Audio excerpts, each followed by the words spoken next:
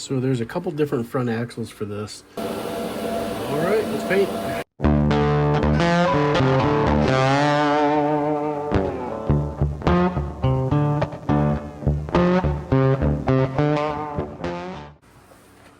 Welcome back to the garage. We are going to tackle this Daytona Shelby 1988 Dodge. It looks like a pretty decent kit. We're going to take the plastic off together, 154 parts. So let's see how quick we can get this built in. And as far as paint, I am not real sure. I haven't heard anything about this kit. I haven't seen anybody building it, so I don't know what the parts are going to be like. And so we're going to unbox this thing together. And as always, I do not pick apart every single piece of the sprue and identify each part. So you get the gist. We have our chrome tree, come with a couple different rim options. So that's looks pretty sharp. Looks like a two-piece glass setup. I'm gonna try something I learned on a. Now I gotta remember, and I'll try and post the YouTube page I saw it on. We're gonna tint these windows. So tail light lens there. Set the body off to the side. Pretty small tires, 1/25 scale, so they're probably a 15-inch, I assume, tire. And then the old destruction list. Dual carb V8 engine. Sure, let's get right into it. So the graphics look pretty decent. So that looks good. Next thing I want to do is see if I can throw that plastic halfway across my floor first, and then we can get the body opened up. I'll put that away before I spill glue on it or something.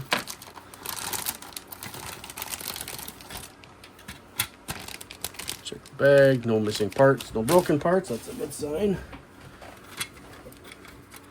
And we have the frame, the interior tub, and the body.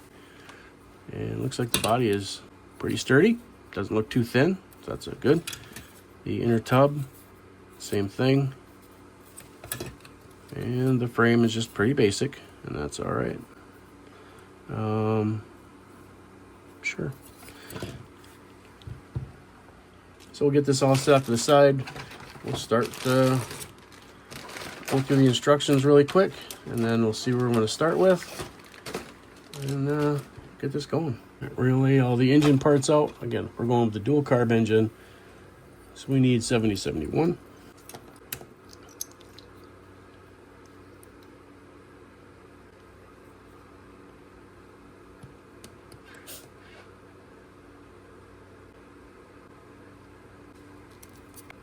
Here's the problem with like doing these parts according to what the tree tells you to do, or the instructions tell you to do. It wants me to put the chrome pieces on right now. Well, I don't do that. I paint my stuff before I put chrome on them. So so we're going out of sequence, and that's going to be just fine. So we'll get the heads put on. They are side specific. I don't see a difference in them, but test fitting the intake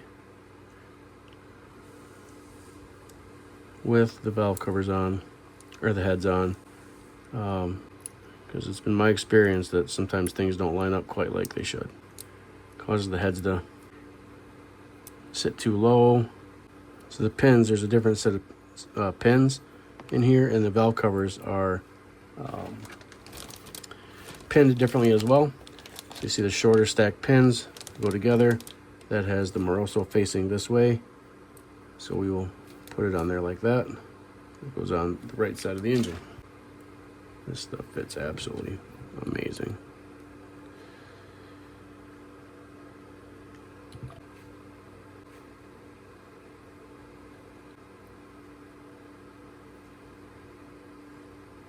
So we got the motor all put together. I know some of you are asking, well, why do you glue it all together as one? I find it easier to paint. It's easier for me just to paint the motor and then come back in and highlight the areas that I want to change, different colors too. I don't like scraping, and so the glue I use, whether I use Mr. Cement from or if I use Tamiya's thin cement, it's cement. Same thing with this. It's cement.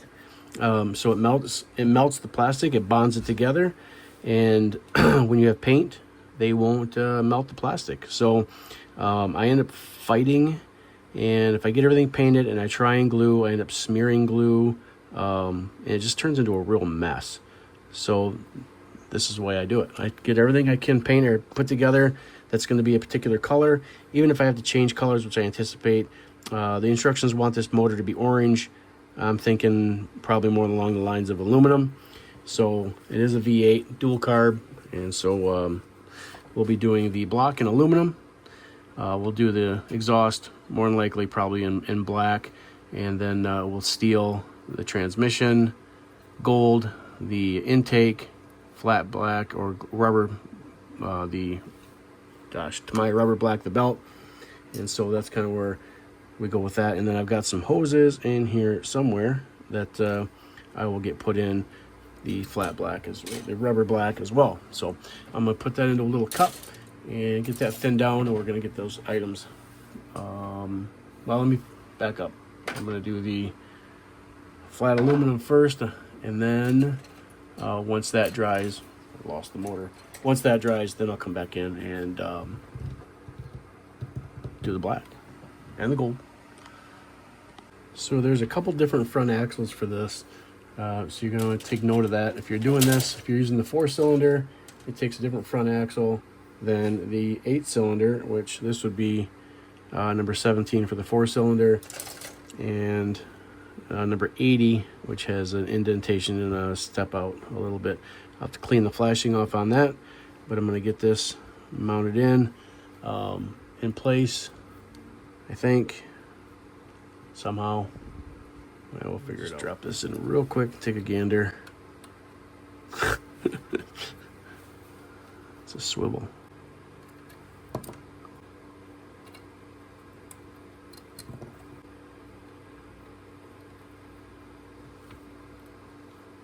There we go. I win. To glue this in, I am going to fit the motor in.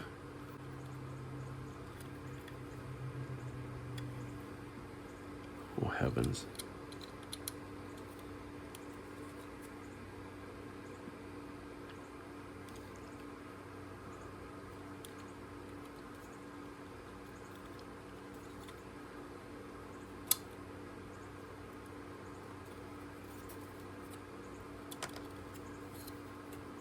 Oh boy.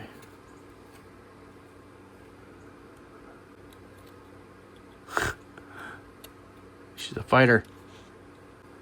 So I've got to get the motor set in there because that fits inside the transmission housing. And so to get the proper alignment, I've got to set the motor in there so that it's sitting right. So get some glue on this stuff.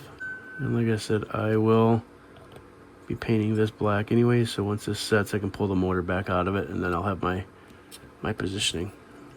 So as you've seen some of my Tuesday talks, or my what's on the table Tuesdays, they I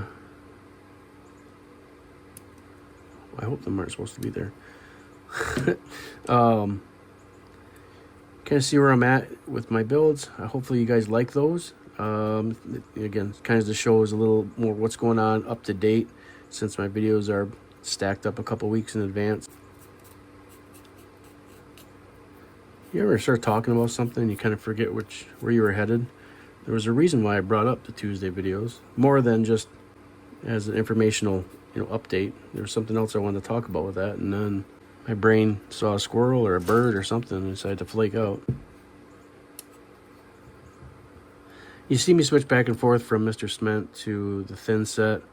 I think each one of them has their place. I kind of like the Mr. Cement. It wicks just as well, but it's just a little bit thicker. Not much, but a little bit. It still doesn't leave any residue on the part that you're working on, which is really nice. That's why I like the thin set in the Mr. Cement versus any of the tester products.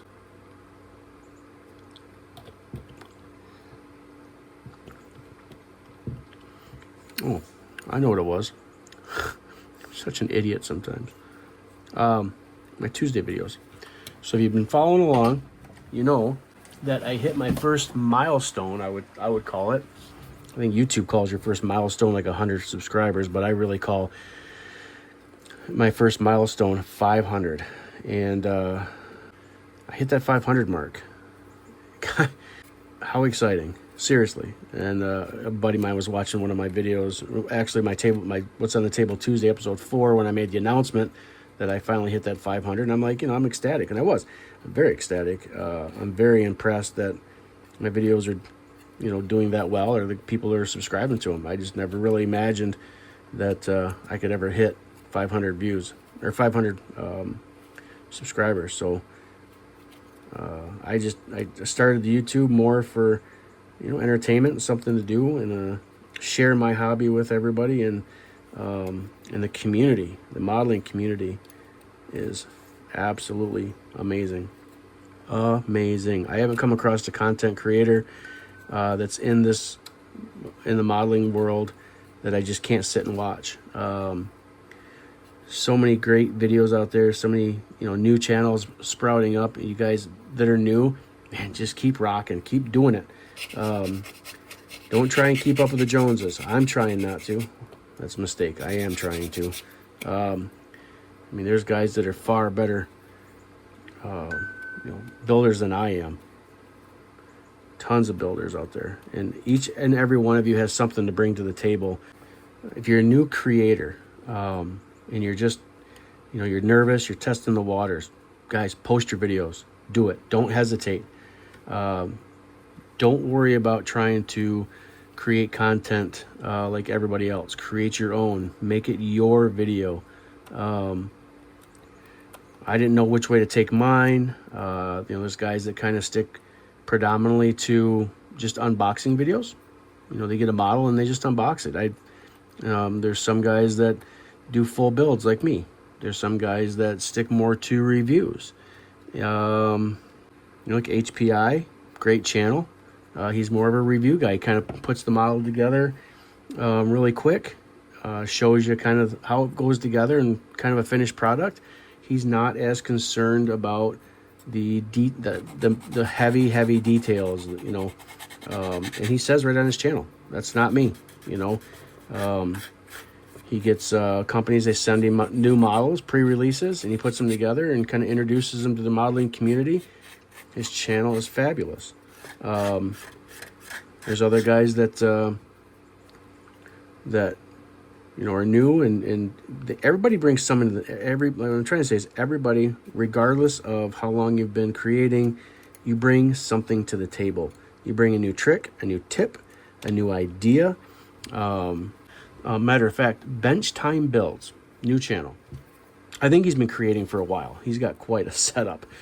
His bench is absolutely amazing. His organization, I'm working with a pretty small desk here, really. My hobby room is really, it's in my bedroom.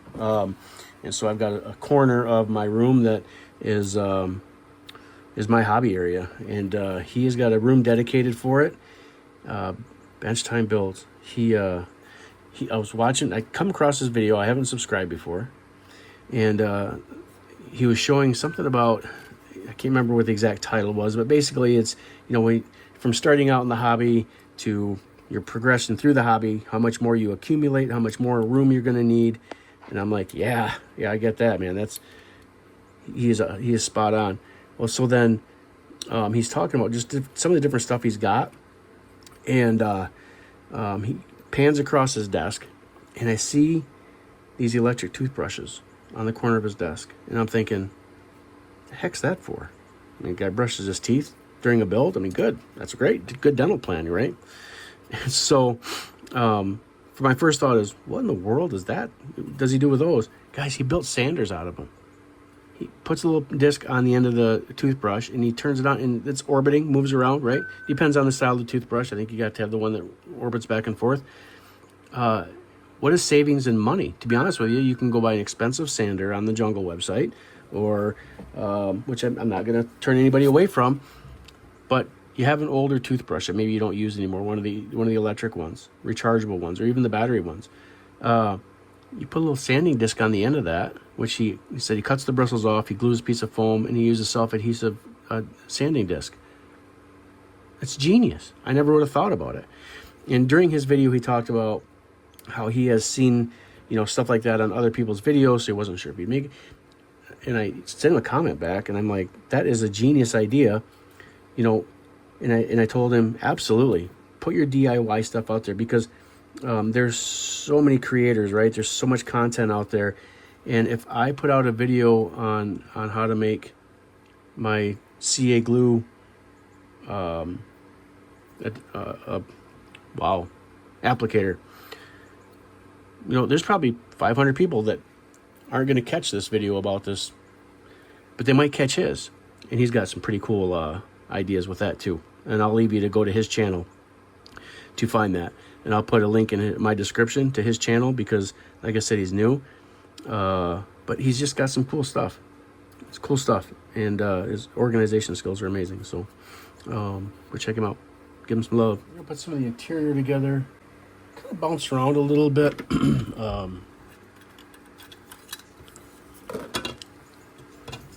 Because some of the stuff's going to end up getting painted anyway. You can kind of move around just a tad.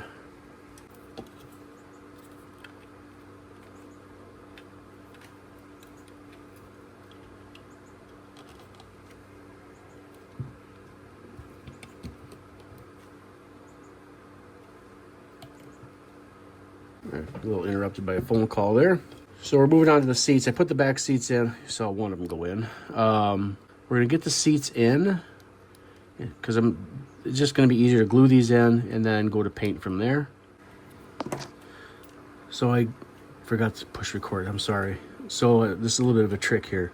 You got to put the shocks in. And they drop down, little pins here, and they got nice mounting points inside the axle right in here on both sides. And then there's these little tiny divots down here that the lower controls stick into. But it wants to lift up just a little bit. So I glued the shocks down in the back, got them set, and I lined them up inside the little holes. I got some glue stuck in there, and I transitioned up here to the front, and I shot some glue inside those holes there. So now we just put good pressure down on the whole thing and let that sit up nice and tight. Then we'll come up, we'll do the front, and then I've got another little piece that goes on the back here. I'm not sure how it attaches, but we'll cross that bridge here in a second. Somehow it fits down in here and goes across somewhere, maybe down here, I don't know. The instructions aren't clear. The instructions really aren't bad on this kit either. I am not dissatisfied whatsoever to this point, to be honest with you. All right, I got that set up. I got this other piece pulled. Now to decide exactly where this goes. I see there's a little pin, but I don't see any other pins. The instructions are not clear at all on this one, because it actually says it wants me to go over top. It wants me to go over the top of this, and you can't. Picked up a little tip. I was watching some videos the other day. Now I got the stuff in black. I guess I'll go bring it over. It's still kind of still drying. Got the interior blacked out. I want that to dry a little bit longer. And I got the frame done in black, and I'll end up clear coating this stuff after I paint the body. I'll clear coat everything and then get ready for assembly. Just watched a little YouTube last night, and I came across this video, Diamond State Speed Shop. And so I was just checking out his stuff and going through some different videos, and I saw he had a trick for tinting windows. So I'm going to steal his idea to show you guys on my channel, but go check out his channel, Diamond State Speed Shop, and I'll throw that in the description below, a link to his channel. He had a really cool idea, and I have wanted to tint my windows, but I just didn't know, short of just painting them, which is going to make them opaque. I didn't know what to do, and I didn't even cross my mind. And he airbrushed this stuff on his windows, and they come out pretty awesome. Very transparent and dark. This is what he used. Panel line accent color. So, I've got my gallery airbrush, and we're going to do this. This will be the perfect car to try it on. This is just kind of a fun build car. I'm not putting a lot of detail or extra stuff, motors and plug wires and things like that. I'm not changing anything except the color. I'm going to try and paint it a kind of an 80s color. So we'll get a pipette, or pipette, whatever, however you want to say it. We're going to put a little bit, I've shaken this up pretty good to get the color mixed around really well. And we're going to squirt some of this into the airbrush. Now, he did this in several coats. That's way too much. Perfect. So basically all he did is just lightly sprayed, very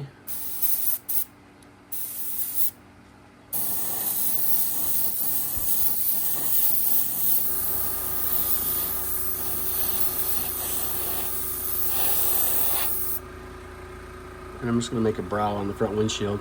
And so then he would just set and he would let that dry, which is what we're going to do. You can already see the difference. You got the front windshield, and I just did a brow on the front windshield to the back. That quick. So we're going to let that flash off for a few minutes, and then we'll come back. It's been about 5 minutes or so.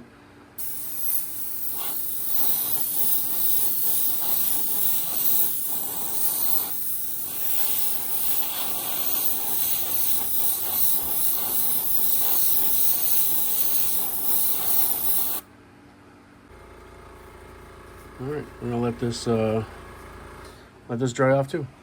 We're back.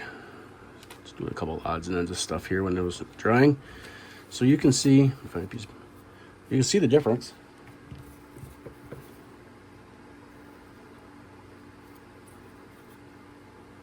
This is just a cool trick, and people use real window tint. They paint. They do different things. And this was just something that he had shown. I'm going to mix up this stuff. Settles pretty fast because it's almost like antiquing. So just want to give it a little backwash. Get that color up in there. All right.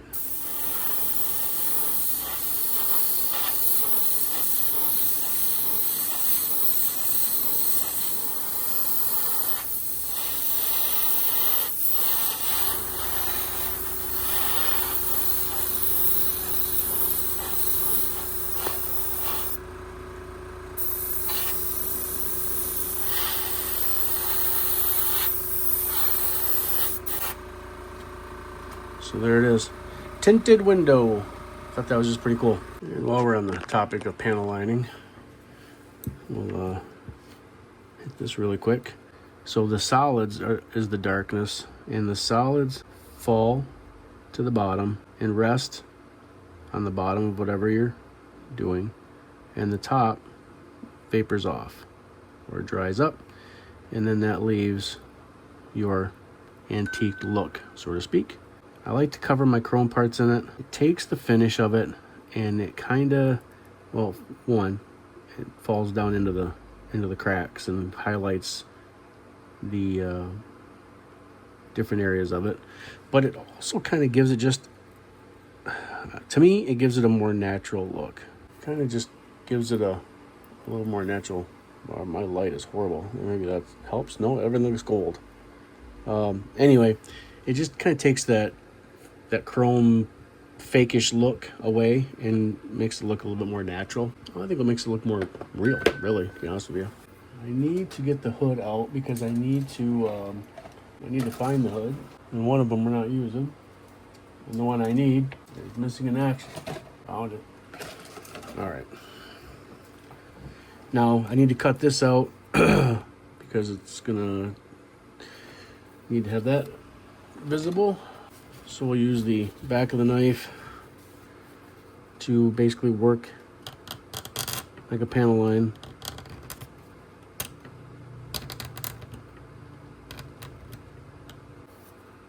Doesn't take much to go through. There's not much real estate there. All right. Well, it shows a sunroof, but I did not see a sunroof in the window package. Did I maybe miss it? Yeah, there's no glass for the top. I don't know if I want to do this or not. I was kind of interested in having a glass top on it. Did I miss it? Nope. He's not there. That's really good. I got the tail lights. There's no other glass there. There's no other plastic. Yeah, no, there's no other plastic. Well, no, isn't that a bummer? Still looking. No sunroof. Wow. Don't be dipped. That's not really what I wanted to do. I kind of wanted the sunroof. Because now I'll have this plug up there. All right, well, I'm gonna have to glue her in. That's not what I wanted to do. I'll bring you along on this journey. Watch how as I glue my fingers together.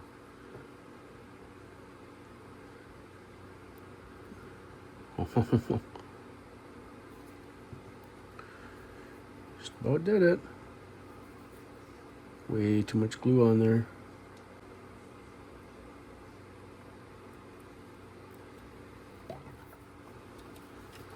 So sometimes this stuff comes out, just a little tiny little bubble. Sometimes it comes out pretty aggressive. You never know what you're gonna get. It's like a box of chocolates.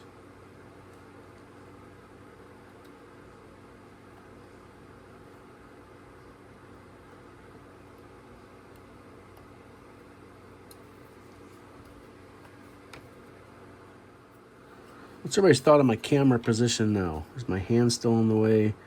Am I drifting away too far off the camera still? I'm trying to stop from doing this. I'm trying to stop from doing this. I ended up picking up a new phone stand. So you'll probably see this video before the videos I complain about not having a phone stand and can't take it to paint. Let me stop jiggling stuff. So this is the shifter it wants me to use. This little thing, it's got a big chunk of sprue mark on the back that when you put it down through the hole, it just falls all the way through. And it's nothing to hold it up. That's what they want me to use. Not using it. We're gonna use this one that was made for the car.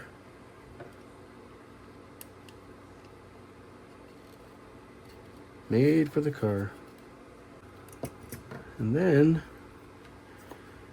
ladies and gentlemen of the 80s, actually, ladies and gentlemen of the 60s and 70s, the bag phone. You guys remember what that is? Did you guys have one? I had one. That thing would get signal in the middle of a desert with no signal around. Can you get that kind of cellular signal now with these fancy schmancy phones? Nope, not a chance. Well, this comes with dash decals, but in full transparency, you will never see them. You know, if you look in through the car, you're never going to see those decals. So I opted out of putting them in. And normally I would like to do that, so that's why I just stuck that in there in case you're wondering. Because you're not going to see it. You're not going to see them. They're going to be tucked up in there. Yeah, you're not gonna be able to see them in there. So that's why I do what I do. I did what I did.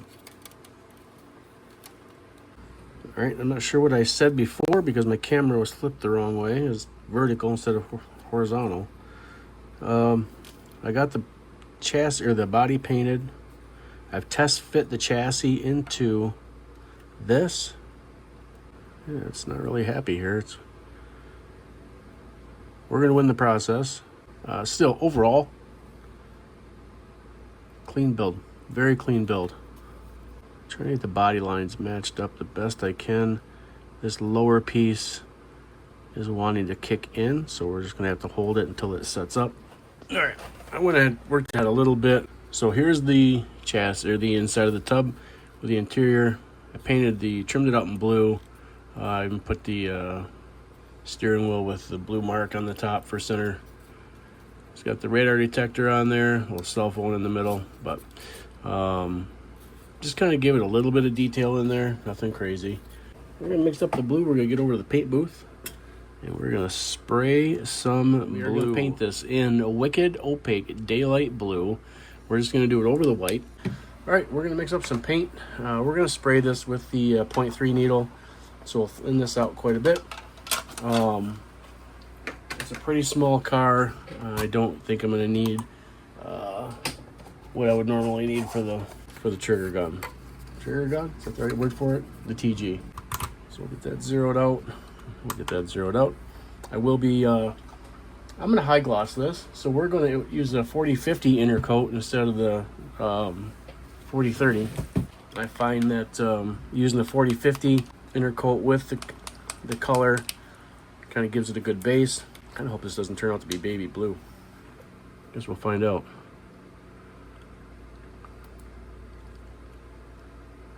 We're gonna go with 5 ounces or 5 grams or 5.2 grams.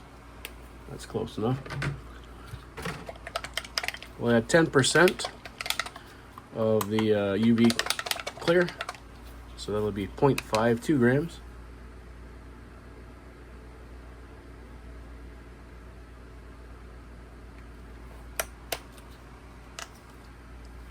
On the money. And of course we'll get that mixed up. I know I say this quite a bit, but when you're mixing up Createx, when you mix in the inner coat, whether you use 40-50 or you use 40-30, you need to stir.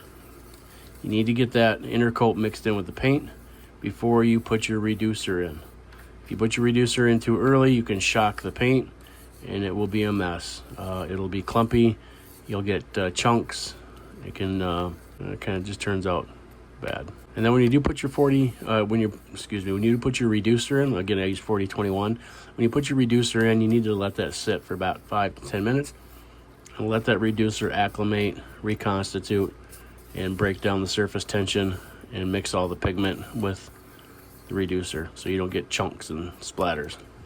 That is a moderately thicker paint, so we're going to start off with instead of which 10% would be, let's see, at 5.52 grams essentially, so 10% would be 0.55.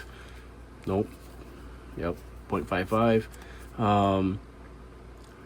We're just going to take it to 1 gram.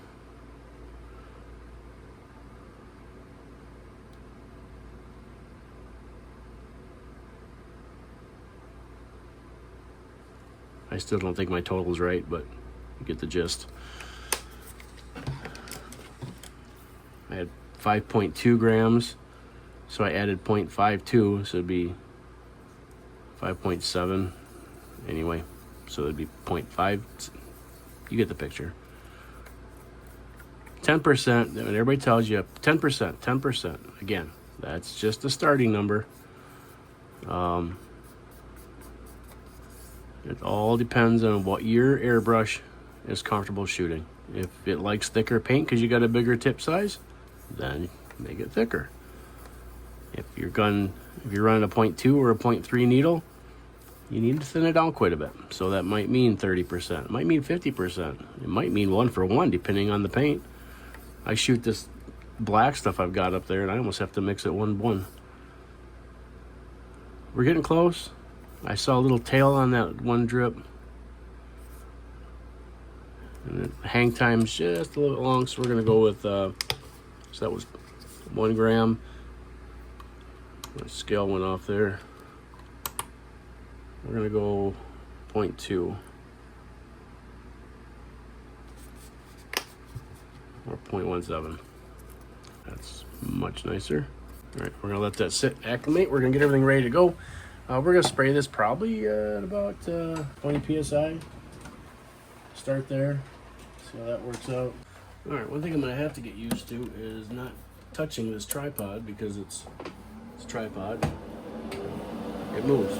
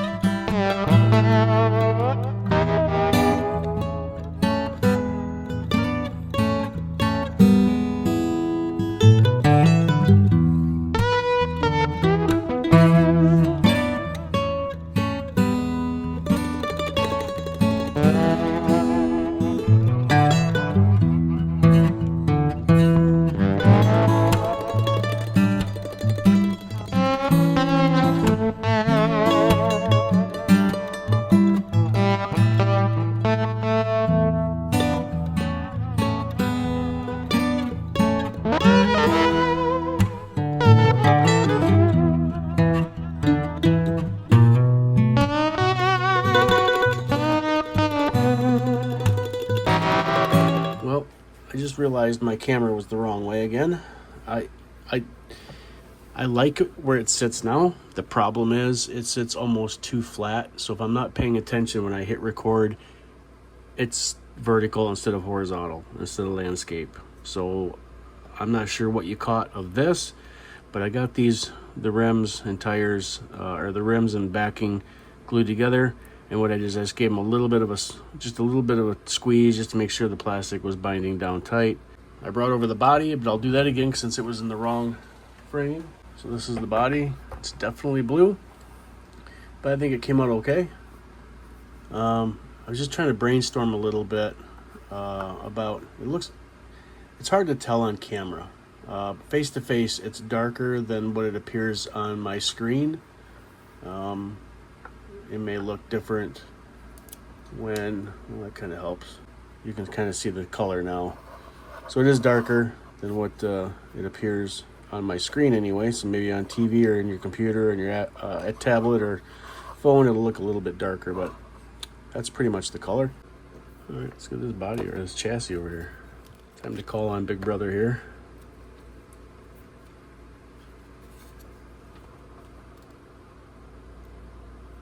Well, in true fashion, that just took a huge glob. So I hate this stuff. I tried the applicator that comes with it, and that's disastrous because you can't see it come down the applicator, and all of a sudden it's there and it shoots everywhere. So that's fun. All I want is just get a little bubble on there.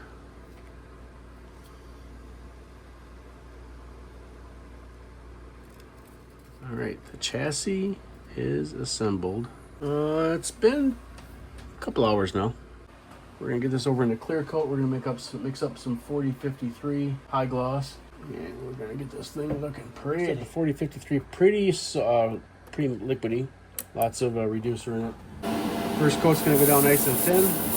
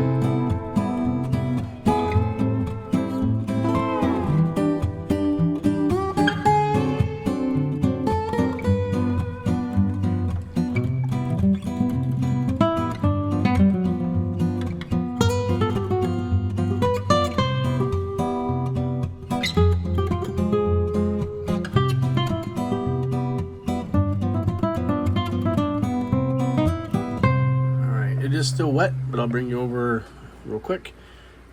I've got 3 coats, I think 3 coats of 4053 high gloss. It is shining pretty nice. The top is not enough room. I'm out of room. Put my camera back just a little bit. You can almost see the LED lights. We're gonna let this flash off overnight. We're gonna come back in the morning and one of two things. So the interior is a dark blue, the exterior is light. What I noticed was that on the decals is the decals are dark blue. So I'm kind of thinking that I might lay these decals on, because the blue kind of somewhat is the blue of the interior. It's clear coated. If they look good, I'll keep them on. Either way it goes, I'm gonna put another 3 or 4 coats of clear coat on this tomorrow. But I'm kind of thinking I might put these decals on the car, and if they work, if they look good, I'm gonna clear coat them in. So we'll have the 3 coats of clear that's on it now. That's got to flash off really good, completely dry. And then we're going to lay those decals on there, and we're going to spray another 3 to 4 coats of clear coat on top of that. My goal is it's kind of a test, really, but what I'm thinking is it's kind of a test car for some different processes. My markers that I have clear coated just fine. They didn't bleed, didn't run. Matter of fact, I can show you underneath the hood. I kind of highlighted the bottom side of the hood.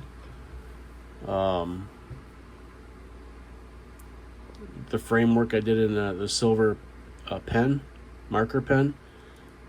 You know what? It came out pretty good, and it didn't bleed.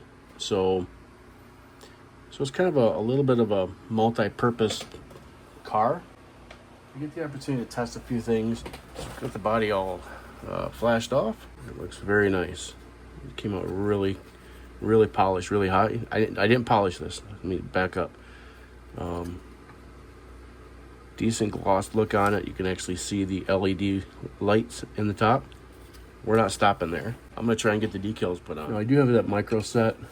If I need to use that, we can use that, but I'm gonna try not to. I goofed up yesterday. I had that paintbrush that I always use, put decals down, and I threw it up in my regular paintbrush bin.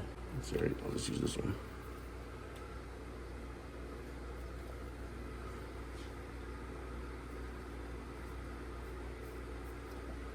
Interesting, the decals have 0 stick to them. I guess we see how Mark Fit works. That's kind of depressing. I just didn't really want to use this because I don't know how this is going to react. It's a clear coat. So that's a lot of time to spend on one decal.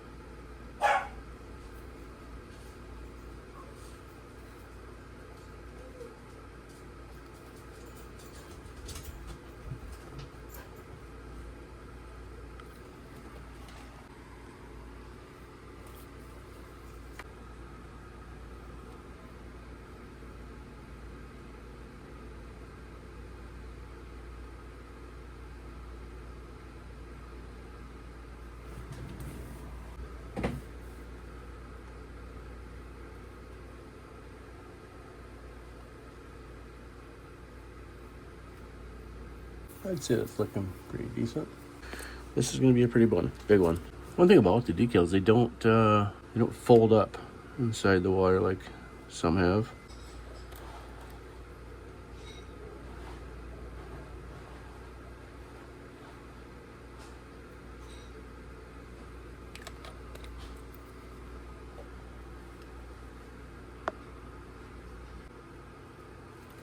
Interesting.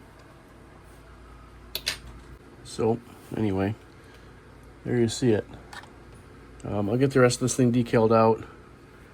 It's not wanting to stick on this corner back here, so I'm gonna have to iron that situation a little bit. All right, back a little bit. All right, we got about 8 coats of clear coat on there. I did 3, I think, yesterday. We'll let it dry off good.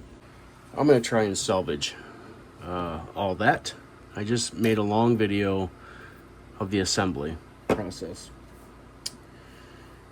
And when I went back to shut my camera off because I'm going to do a final reveal, I noticed that my camera was stuck in portrait mode again. I've got to do something. I'm a new channel. You know, I don't have the money to go buy a nice camera that is on some fancy mount. It kind of is on an Amazon mount. The mount works great, but the particular angle I have to set it at is probably about a 39, 40 degree angle, and I really have to be careful making sure my orientation is right because it will change from frame to frame. So I don't know. I'm bummed because I just did a bunch of explaining here and sliding everything together, only to find out that my camera was in portrait mode. So you may have missed all of it. So if you did, I'll run through real quick. The windshield, when you do this model, the windshield does not just come up underneath like standard kits. It goes underneath but slides forward between the A-pillars and lays on the top of the firewall, around the deck lid. No, that's the deck lid, on top of the firewall. So that's just so you should know that. So I end up having to sand a little bit on the corners to be able to clearance that A-pillar. Everything else went together really good. The back windows, they come somewhat in a three-piece together. The side wings are barely hanging on to the main piece, and in the instructions it tells you to put them in three pieces, but you can actually lay it in as one. You just have to cut that supporting piece in the middle, and then the windows will fan out. All right, so like I said, let me get my station cleared off here, and we'll come back for a final on this MPC. Welcome back to the finale and the review Final assembly on MPC, the Shelby Z Daytona 1988. You know what? I forgot to put the side pipes on. Just dawned on me after I looked at the exhaust here. Anyway, that's fine. Issues? It was missing the sunroof, so I couldn't put the sunroof in. So it did come with a plug, so I was able to put the plug in. Decals wrap pretty far around, which is cool, but they don't stick the greatest. I ended up having to use Mark Fit and a little bit of Tamiya thin set to get that to come around. Outside of that, pop the hood on this girl. The instructions, pretty decent. Very minimal flashing on this model, on the part sprue. Very minimal. Couple spots. Not bad at all. I opted with the V8 motor. It is front wheel drive. Did a little detailing inside there with the pens, but that's about it. The assembly, let me back up. The paint, I used Createx. I wanted kind of an 80s theme of color, so we went with the Wicked Opaque Daylight Blue. It is the W087 from Wicked line, and I used a 4050 gloss as my inner coat, and then I came back over it, and I've got about 8 coats of clear coat on this, and I did about 3. I did 3 last night.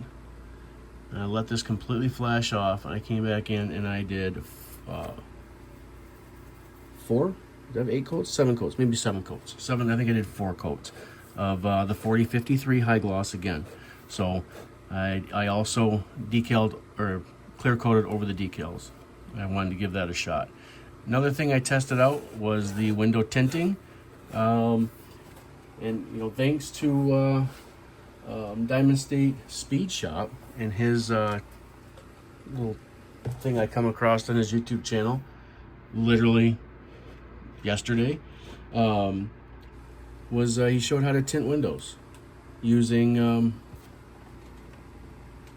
panel line accent color, and he put that in the airbrush, and very, very super light. Well, you'll see in the video, super light coats, just to kind of a mist, haze on, let it dry complete, haze it on, dry, and I think I ended up with about 5 coats on the back window, and that is cool. That works awesome. The front windshield, I tried to do, and it looked good yesterday, except now the lower part is a little hazy, but I just did a brow.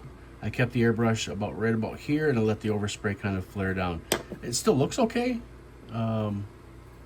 Just other than the window being just a smidge hazy, would have been better just to have fully tinted it, but anyway, that's okay. It looks good. I think it looks nice.